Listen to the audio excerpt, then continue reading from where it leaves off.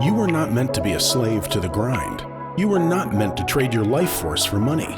You can escape gravity. You can unlock your life. You got this. Let's go. Hello and welcome to Unlock Your Life. This is your host, Yeadon Smith. And guys, today I'm not alone. I've got a treat in the studio today. Somebody that I know you're going to enjoy hearing his story. I love his story because it's intricately woven into mine. We've got Yeadon Smith of My First Million in Multifamily and the co-founder of The Deal Room. Yeadon is also my first cousin, father of four, and my best friend at this point. You know, we've done a lot together over the last 4 or 5 years, came up through the ranks. That's and so Yeadon, welcome to the show. Jennings, thank you so much. I'm excited to be on this with you, as I'm excited to be on all these journeys with you. How long you been doing the podcast now? I think this is like our... This is like episode 500? No. Okay, 70th episode. And yeah, so Yeadon, let's get into it because I know that everybody sees me all over social, but you're the guy that actually makes it all happen. And so tell us a little bit about your role in the Deal Room and with the portfolio. And then let's kind of talk Genesis, like how you got started and what were some of the struggles you went through to get there. Right on. So as Jennings, first, thanks for that very, very kind and flattering introduction, man. So my role in the Deal Room, I do a lot of the logistical, admin, tech support. I'm always looking for programs, platforms, what we can do to add value, how we produce our course, kind of the behind the curtain tech support, right? Someone was asking me the other day, hey, do you think you guys could do this? I'm like, you realize you're talking to the entire tech support of our company right now. So us doing that is me getting it done. So figuring technical stuff out, a lot of paper pushing back and forth. I do a lot of the asset management, paper pushing, email responses, interfacing with the management company, with our portfolio.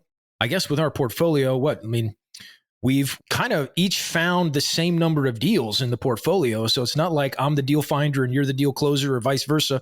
We both raise capital. We both find deals. But I am happy to be behind the microphone on the other side of the camera most of the time. Yeah, for sure. For sure. Well, something that I want to touch on is your grit a bit, because when I was looking around, I wanted to build a real estate portfolio. I was doing that, but I was looking for a partner. And we talk a lot about that, how a partner gives you accountability. Partner helps you to, pick you up when you're down and you can pick them up.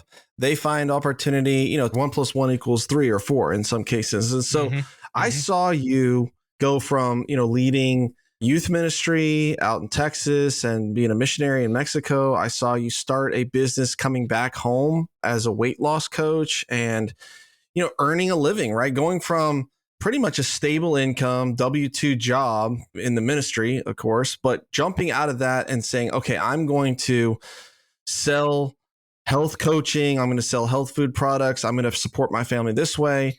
Then I saw you transition into real estate, become a realtor, then open up your own brokerage and attract agents and do that successfully. And so I was just like, wow, this guy has what it takes, right? Because I know it's not all butterflies and rainbows, and it's difficult to start companies. And so it's a lot of rain showers and thunderstorms before you get the rainbows.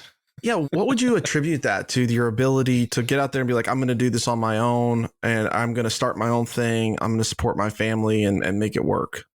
It's one of those things where as I think about my life and the journey, I've always been drawn to positions of leadership. I don't really know why. It's just kind of how I was wired, being a leader in youth ministry, raising money to go on the mission field. And then when I transitioned now, and then my personality is jump first and then try and figure out how to put the boat together while I'm treading water in the ocean. When I was in youth ministry, that was the only industry I had ever known. And I thought my next trajectory was to go to seminary, become a pastor, plant a church, grow a congregation, that whole trajectory. I'm going to just, in that industry, I'm going to call it an industry just because that's the career path that somebody takes. Fortunately, I'm grateful that during my time of sabbatical, when I stepped away from youth ministry, I realized that is not God's plan. That was not the path that I was supposed to be on, which I'm really glad I was able to discern that before going to seminary, right? You don't want to graduate med school and then realize you can't stand the sight of blood. Like Right, that's not a situation you want to be in. So I was able to figure that out before then. And in the meantime, I had lost a bunch of weight with this company called Take Shape for Life. It was a multi-level marketing company, and I was active as a health coach. And as I look back, it's hard for me to believe that I actually made enough money to qualify for a mortgage and buy my first house with an MLM, right? I'm like, wow. I'm not bragging about myself. it is not easy to do that. And looking back, I watch my history in amazement, like, I can't believe that worked. that sort of mentality. But it was I have to do whatever I have to do to make rent, to put gas in the car, to put food on the table. And honestly, I remember back to just now that I'm a grown man, thinking back to when I was a kid, watching my dad and your dad, right? When they got started, they were delivering food out of freezers in the back of vans, door to door, selling food door to door. They were just doing whatever they had to do to make ends meet for their family. And that's what I was committed to. When I realized that health coaching wasn't the vehicle, I talked real estate with actually your dad. I talked real estate with my brother. And again, jumped with both feet, no net, almost went bankrupt in real estate, but survived my first year, thrived my second year, and was able to pay all my bills. And it's that I'm not afraid of hard work, and I can push really hard for a long time. And I'm committed to do whatever I have to do to support my family. Okay, so you were supporting your family, right? So you got real estate kind of going along, and now I come to you with this bright idea. I think the first thing we were going to do was start a property management company. What was attractive about that? What made you shift some focus onto that? So when I was a full-time real estate agent, full-time realtor, I got my time in, then I started my own brokerage. I still remember how excited you were at an event at the Somerville Country Club. I had just started my brokerage. You were like, man, you got your own brokerage now. Here, let me buy you a beer. I still remember that night. It was a good time. But as I started continuing to grow in real estate, I realized that I didn't really have a business. I was a high-paid freelancer. I was a very highly paid freelancer, going from client to client, job to job. And the only trajectory out of that, because I'd looked around and there are agents still hustling real estate 60, 70, 80 years old, because if they stop, they don't have any income. And I did not want that to be me. I wanted to be like your dad with a rental portfolio and not have to hustle real estate. But I couldn't save fast enough because 4 kids, life is expensive. And you said, hey, property management. And I thought, it's recurring revenue. It's predictable. It has market value. This makes a lot of sense. And I already had all the licensing. Right. Maybe that's why I needed you. Who do I know that has all the licensing already?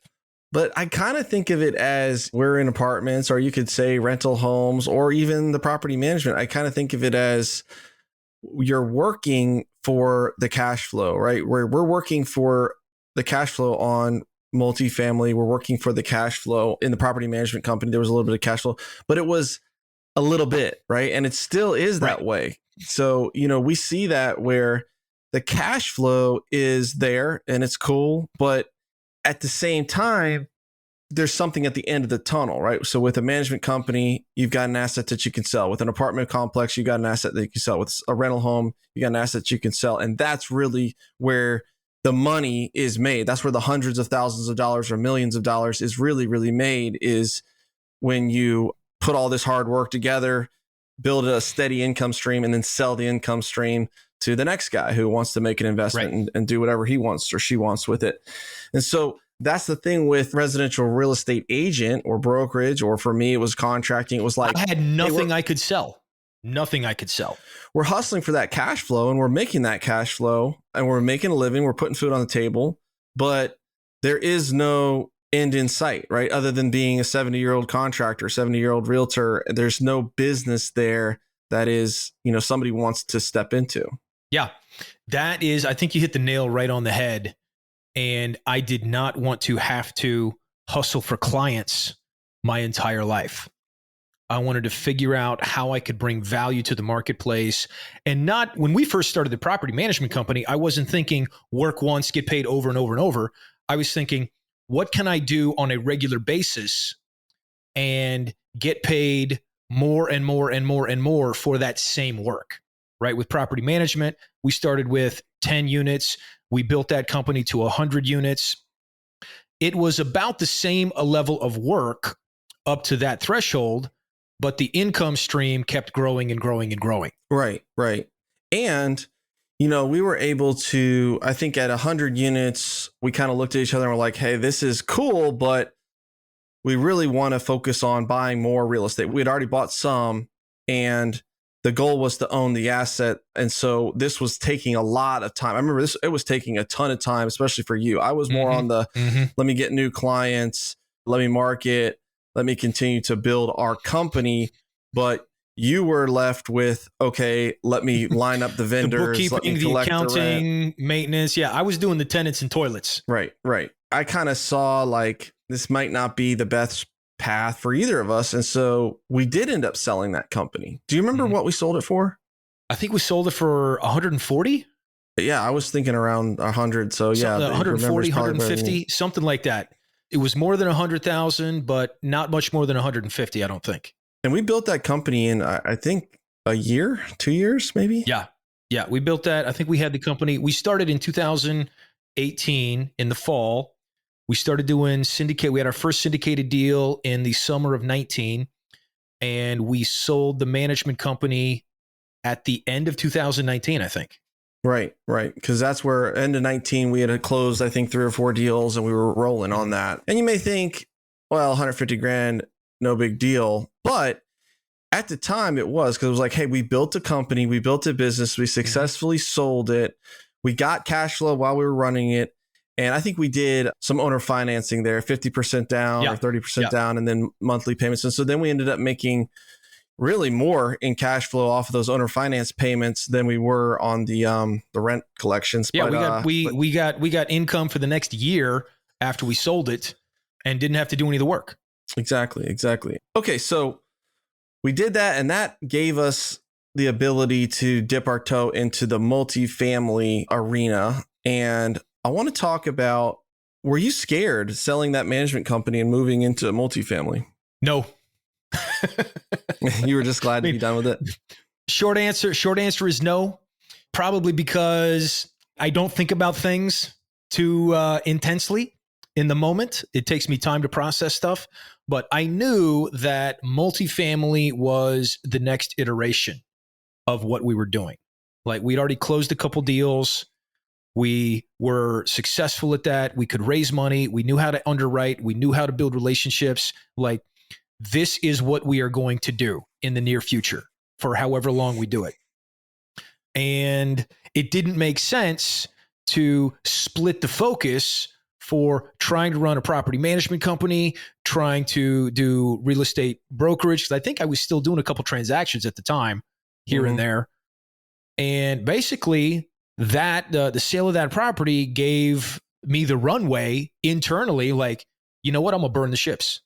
Because part of it is having started health coaching, like from scratch, having started real estate from scratch, I've started stuff from zero. And I knew I could last a long time losing $2,000 a month because I'm only making $3 and I have to spend $5. It's like, I can do that for a long time to try and get the $3,000 up to $5,000 and then climb back out of the hole. Well, and I kind of saw it as what we focus on is going to expand, and we didn't really want to expand the property management because 100 units, you're really not a very profitable management company. You need to get up to a couple hundred to really make any decent cash flow yet. And it was a larger management company that bought us out. And so to them, it made sense, right? They can add 100 units like overnight. Yep. They've grew their portfolio just like that. Yeah, they already were managing a few thousand units. And so it made more sense for them. But I just didn't want to focus on that because I knew that if we were going to build a 1,000-unit apartment complex portfolio, we had to intensely focus and we had to intensely work on that. That's exactly right. What we focus on expands, and it takes consistent conscientious, I can't think of a third word that starts with C, action to make progress. Yeah, absolutely. Absolutely. And so you actually closed or found our first deal that we syndicated, right? Or we did, well, actually it was a JV, but we raised money we had partners to help us get the loan, and you managed that too. So tell us about Pinopolis.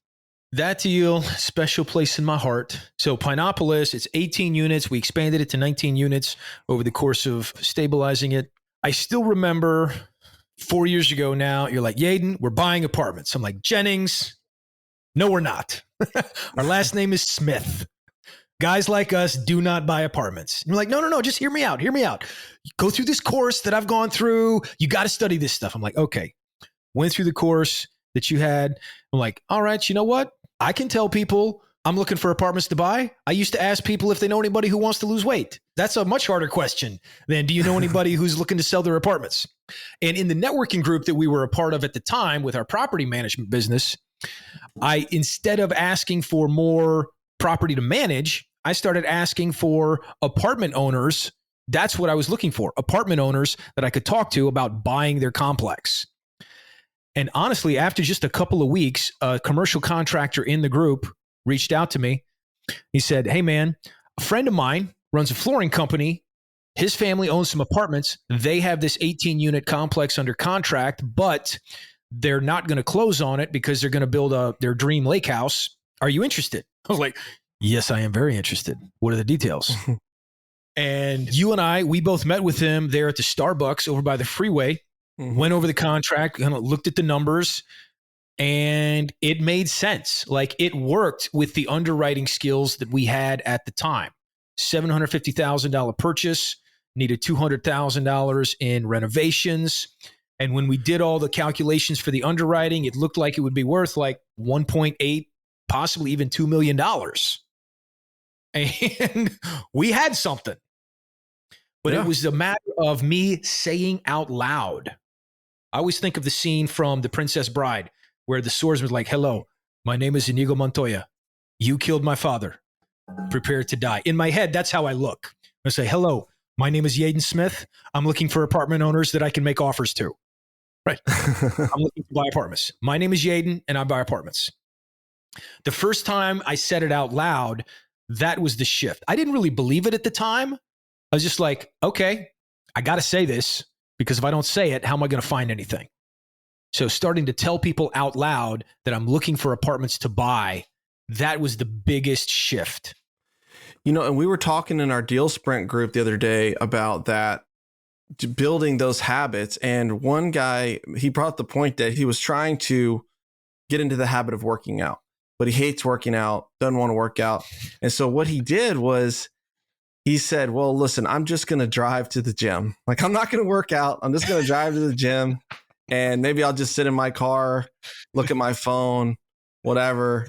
And then I'm going to drive home.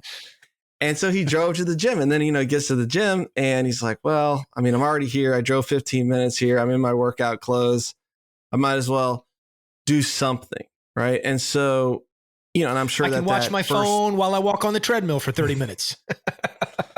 Right. And I think that's all he did was just get on the treadmill. And now it's a habit, right? He's going to the gym consistently 3 or 4 times a week, but he sort of tricked his brain into like what it believed was possible. And I think that you say, well, hey, if I say it, right, what's the worst that can happen? They'll say no, or they'll say, the worst is they say yes, and then I don't know what to do. But if they say yes, then maybe I can figure it out. And if I have to back out, there's a million reasons to back out. Well, it just isn't a good enough deal or whatever. You don't have to be like, well, actually, the bank said I can't raise any money. Yeah. But taking those steps, no matter how small they are, I think can build that belief. So I love that you're just like, hey, I'm just going to say it and see what happens. Right. And I heard another story. Got a 40 unit from a broker and that he was literally closing. And he said, the only reason that I found that deal is because I started saying, hey, I'm looking to buy apartments. I started putting it out there and all of a sudden he's got a 40 unit going. Closed, actually. It is. I tell this in my deal sprint team. We talk about this all the time, that apartment owners, apartment investors, people in this apartment space, they don't, well, you and I, we walk around with our deal room hats because that's what we do. But regular people don't walk around with big neon sign flashing, I want to sell my apartment. I want to invest in apartments. I own an apartment. They don't. But when somebody says insider language that resonates, it's like, oh, this guy, like, for example, I got an email late last year from somebody from my youth ministry days who found me on LinkedIn and sent me an email out of nowhere saying, hey, Yeadon, looks like you're doing great. I see you do apartment syndications. I've invested in a couple syndications myself. Do you have anything coming up? I was like, well, holy crap. Never in all my years would I have imagined that this youth group dad invested in syndicated apartments from 20 years ago in my career. Right. It isn't who you know, it's who knows you and who knows what you're doing and what you're looking for, right? Which is why we hammer on the social so much and the emails and telling the world what we do. And I was thinking about, it's actually kind of cool as an owner now when we get offers on apartments. Like when people reach out to us and like, hey, do you want to sell something? Do you want to sell me this property, that property? Now, if we don't want to sell that property, then it's kind of like, well, no, I don't. But you never know when someone is, because when we are, right, we got an unsolicited offer on an apartment that was not for sale, that wasn't listed. And we wanted an offer. We were considering selling it. And so that guy was at the right place at the right time. We worked out a deal, and we'll see where it goes. But it's like this fear of, oh my gosh, if I say that to somebody, they're going to curse me out and hate me. Well, maybe 1% of random weirdos. It did happen to me once, but only once. But most people, it's really just a timing issue, right? And if you hit them at the right 100%. Time, because everybody wants to sell eventually at some point. Everybody's is going to become a seller. And so it's not offensive. It's not a hard conversation. It's actually a cool conversation. And sometimes sellers don't want to blast it out to the world. They want it to be private, right? They'd rather do a private transaction from one buyer to another, from one owner to another. Oh, yeah. When I get text messages now or, cold calls, unsolicited calls, I'm happy to have a conversation. Now, most of the time the conversation is short, like, hey, man, yeah, this property we're holding long term. But sometimes they ask the questions like, well, do you have anything you would consider selling? And that's actually how we got into conversation with this unsolicited offer for this property we're working on. We'll see what happens. But me as an owner, I do not blame anybody for cold calling me, because when the day comes and I have an asset that I want to sell, I welcome those calls. I'm like, oh, perfect timing. We're planning to sell this one in the next 90 days. Let's stay in touch so we can talk more, because that makes it easy for me. It's a lot less work. Oh, exactly. So we closed that one, continued on. Let's talk about some of the stresses that we've had. I think, How much time do we have for your podcast? How long? So I'm thinking about Lanier. It's one that we don't really talk about a whole lot. Lanier was in Statesboro, Georgia, and it was a really, really distressed property. And oh my God. So it was at 40% occupied, not 40% vacant, 40% occupied. And I think we took that thing down to, if I remember right, to 20% occupancy because there were so many bad apples and bad tenants in that property, right? Oh, yeah. It was brutal. It was like arterial hemorrhaging. And one thing that we did, which in hindsight, I believe was pretty critical error, was taking a bridge loan. And we took that loan in what was it, like towards the end of 2020? Yes. We took it it was like August, is kind of third quarter, August or September of 2020. Where we closed on that. And because that asset was so distressed, I think it was 2 points origination and 8%. It was 3 points origination. I knew it was brutal. 3 points origination. So 3% of the loan, which the loan was like $4 million. So 3% was $120,000 just to get the money. And then the interest rate was 8%. Yeah. And there was was it a 2% exit or a 1% exit? I can't remember. It was a lot. And it was a bridge debt. It was 2 years and it was floating rate, right? So at the time, you think, okay, wow, these guys are idiots. Interest rates are never going to go up. Yeah. And in hindsight, we were idiots, but you got to remember, think about what if it was you? So if you're in this situation where, interest rates have been low, for a decade or more. And they were stupid low in 2020. And they even got, I think, lower. But, and the other thing is that property was so distressed, like, I don't know that we could have gotten anything but bridge debt on it. Oh, yeah. We could not have gotten anything but bridge debt for sure. So we get this loan, and it's an aggressive thing. After, I think, 10 or 12 months, the payments kick on. We were able to like roll the first year of payments into the loan, and they held some of that in escrows. But we're working through this deal, and I mean, it is going sideways fast. Like with the renovations, I mean, we're talking everything is worse. Busted pipes, rotten floors, rotten tenant base, but it was a good location, which was our saving grace. And we worked through that. And I think we only got it to, what did we get it to? Like 50 or 60% occupancy when we sold? I think 60% occupancy when we sold it. So we made a lot of progress with the property. And you know what? As I think about it, I think it was 60% occupied, but only 40% economic occupied. Of that 60%, 20% of like the 20% was just not paying. We had to get rid of them day one. They were problems. Right. Yeah, it was bad. But we got it back up to 60% when we sold it. Yeah. And so we bought this in August, and 5 months later, December, I'm looking at the numbers, and I think I called you and I was like, dude, we're in trouble. We got an email from the management company saying, hey, we need $70,000 for this property like yesterday, because we have all these aged payables going on that the property can't pay. And we footed the bill. We're like, wait, what? 70,000 bucks that we had to figure out how to get to them in a matter of like 48 hours. And that was like the ice bath shower. Like, okay, now what is going on? We started digging into everything. Whew. Yeah. And so we saw, okay, our payments are going to spike up massively this summer. Mm-hmm. In August of 2021, we're really far behind on where we thought we'd be, because we didn't realize there was so much delinquency and bad tenants, and it just was taking longer. And because our plan was, I believe, to refinance and hold that property. And so we were like, we got to pivot and we got to sell this thing. And that summer, if you remember, June 2021, that's when Jerome Powell started cranking up the rates. Well, maybe no, I think maybe it was earlier than that, like March he started doing it, but it was in full swing. And so at that point we had, because at Christmas time we were still at like probably 40% occupancy. And so by that time we'd gotten it to 60%, but we got a great offer. We got an offer for $6 million or 6.2 million, 6.188 million is the number I have in my head. So I think 6.2 is right. And so, we were able to pay back the investors, because we had proved pay the off model. Like at that point, we had our model was sound. We were getting more than we projected in rents. The market there was demand in the market. As soon as the unit was ready, tenants were moving in.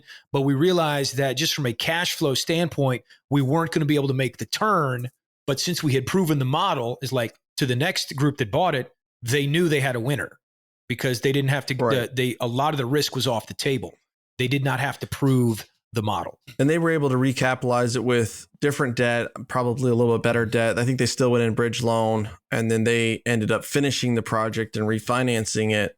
And I think that if we had gotten a 5-year loan on that from the get-go, I don't know that we could have, but if we could have, I think that we could have finished the job and possibly refinanced it or sold it at a better price. But still, that reminds me of another thing about the loan we had was the prepayment penalty.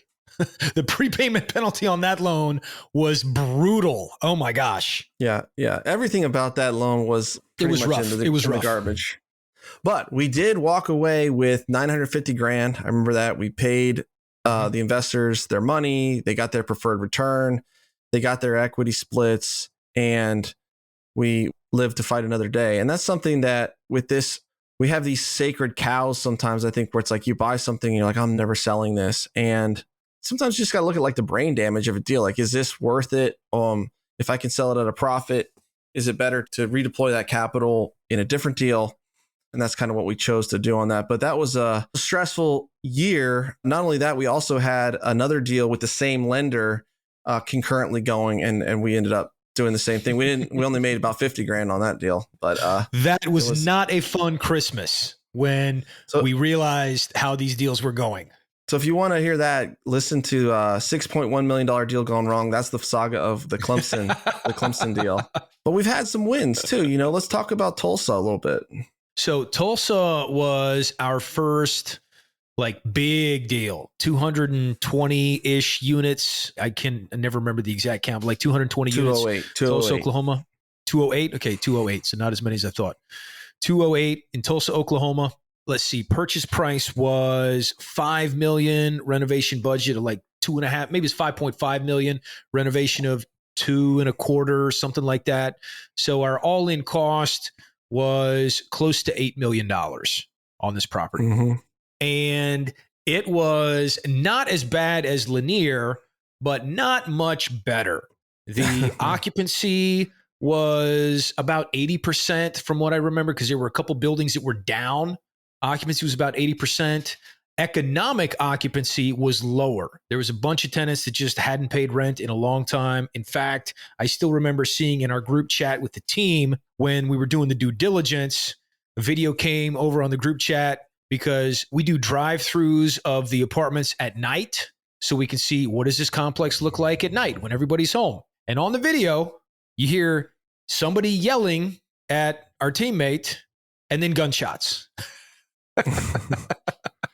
And then the week after we closed, there was a drug deal gone bad and a gunfight in the parking lot. I mean, yeah, this property has come a long way, but over 2 years of stabilization and renovation, we had issues with the renovation.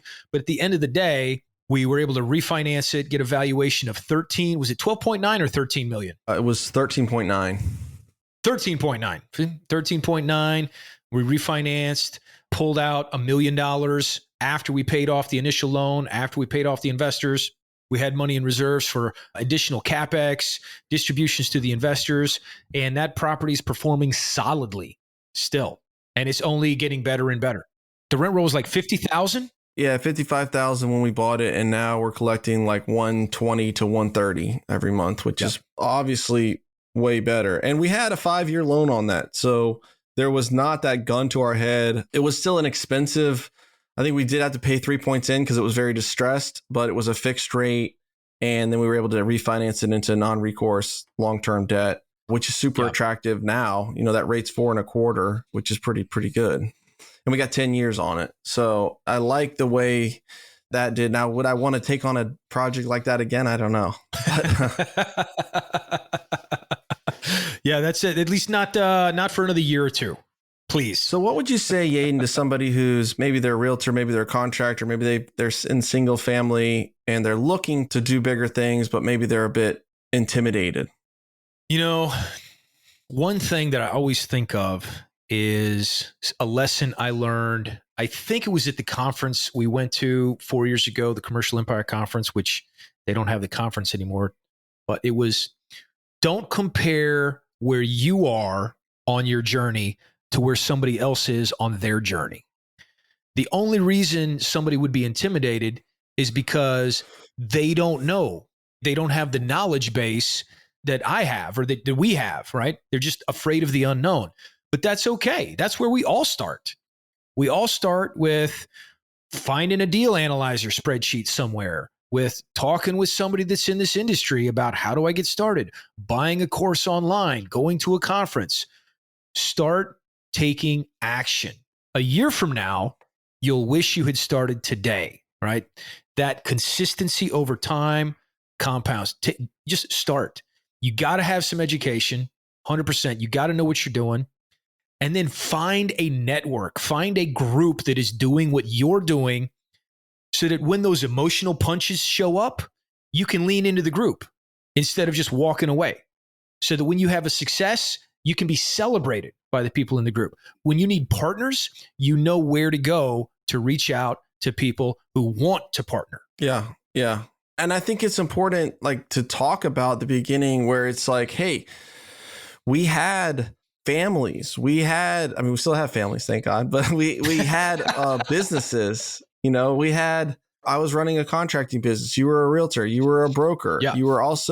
We were doing the property management. We weren't guns in, all blazing 50, 60 hours a week trying to buy apartments. We were just doing what we could do at the time, talking to somebody at a BNI meeting, going through a course nights and weekends, making an offer here and there, talking to investors, telling our story. And it started little by little, right? It started with an 18 unit. It started with a $2 million deal, a $1 million deal, $750,000 deal. And it reached to and built to something a lot bigger as that momentum built and grew. But if we thought, man, to do this, I've got to dump 40, 50 hours a week. I can't do that. I'll never do that because I got to keep the lights on. I got to put food on the table, and I see a lot of people that they get a flurry of activity. And you said this, it's like showing up 90%, but you're only showing up 10% of the time because it's not sustainable is worse than just showing up 10% of the time, but doing it 90% of the time, continuing to make those little improvements. Like, what can I do today? I just got to do one thing today. I'll say that quote clearer than you just did. Okay. The person who shows up 90% of the time with 10% effort will always outperform the person who shows up 10% of the time with 90% effort. There it is. That is much more clear and succinct. Nobody goes to the gym. I was just thinking about this today because I just finished training. Nobody goes to the gym for the first time. You don't start with a 300-pound bench press when you're getting started. You start with the bar, just like moving the bar. And then the next time you add 10 pounds on each side and you're moving the bar again. And then the next time, another 10 pounds, you're moving the bar again. It takes time to reach your goal. But if you don't show up with consistency, you will never get there. You can't batch consistency. It has to be slow and steady, right? You can't cram a year's worth of apartment work into 30 days. You have to spread it out over the course of the year. And for like the realtors and the contractors and the flippers, right? Just like what we did, we just took a small amount of our focus and shifted it over to focus on apartments. We're already talking to people about buying and selling houses, about doing custom home builds, renovations. We're already out there in the community talking to people, building relationships. And it was not any more work to include, hey, by the way, you ever thought of investing in real estate? Or do you know we're looking to buy an apartment complex this year? Do you know a commercial broker? Or do you know anybody who owns an apartment complex? I'd love to talk to them.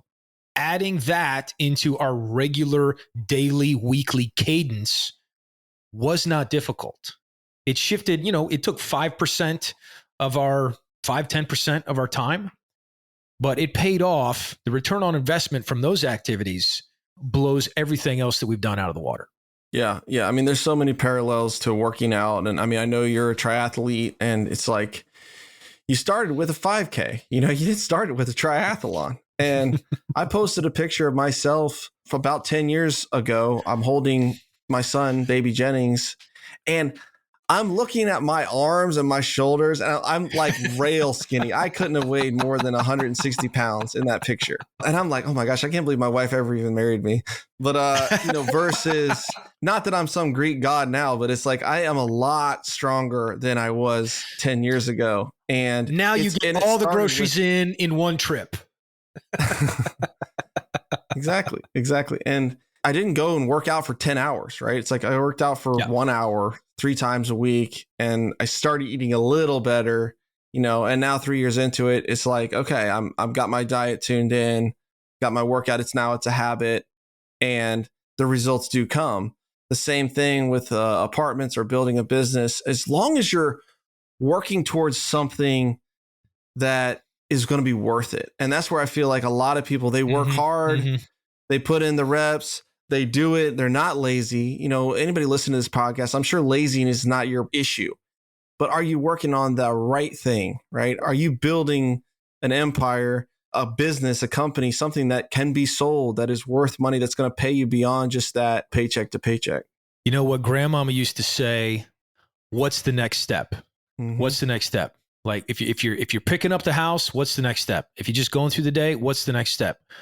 And that mentality of what's the next step? What's the next right thing for me to do to move towards my goal? It doesn't have to be big. In fact, if you cram 10 hours of training into one session, you're probably going to hurt yourself and not be able to train for a long time after that.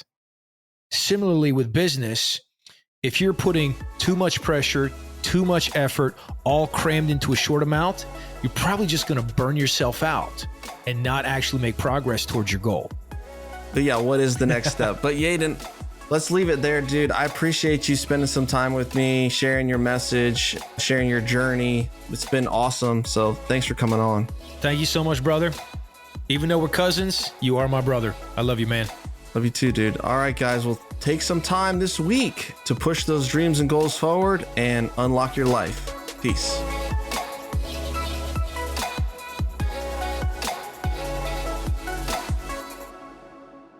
This is thepodcastfactory.com.